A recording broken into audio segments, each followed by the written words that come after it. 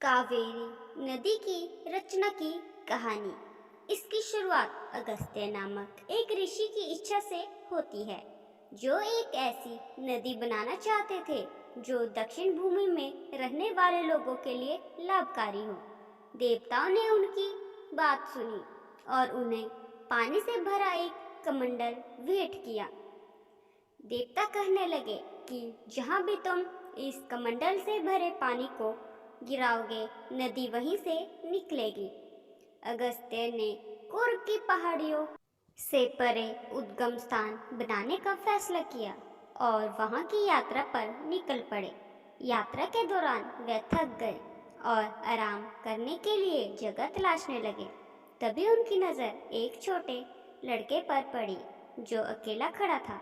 उन्होंने उससे पानी का बर्तन पकड़ाने के लिए कहा, जबकि वे शौच के लिए चले गए। वहाँ लड़का खुद ही गणेश जी थे। वह जानते थे कि पानी का बर्तन किस लिए है और उन्होंने एहसास हुआ कि वह जिस स्थान पर खड़े हैं वही नदी के लिए एकदम सही स्थान है। इसलिए उन्होंने बर्तन नीचे रख दिया।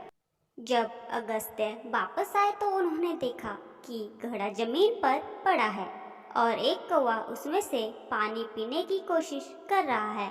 उन्होंने कौवे को भगाया, लेकिन वह उड़ गया। जब कौवा उड़ रहा था तो कौवे से वह कमंडल गिर गया और उसी स्थान से नदी की उत्पत्ति हुई, जिसे अब कावेरी नदी कहा जाता है। जब ऋषि ने यह देखा तो वह क्रोधित हो गए और कौवे को श्राप देने लगे। इतने में गणेश जी प्रकट हो गए और अगस्त्य ऋषि से कहने लगे कि कौवे के रूप में मैं ही था जो कि इस कमंडल को गिरा दिया, क्योंकि मुझे सबसे उचित स्थान यही स्थान लगा, इसलिए मैंने इस कमंडल के पानी को गिरा दिया।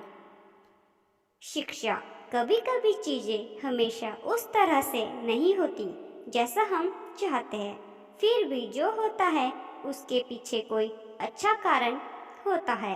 आपको हमारी कहानी कैसी लगी ज़रूर बताएं और लाइक और सब्सक्राइब करना ना भूलें।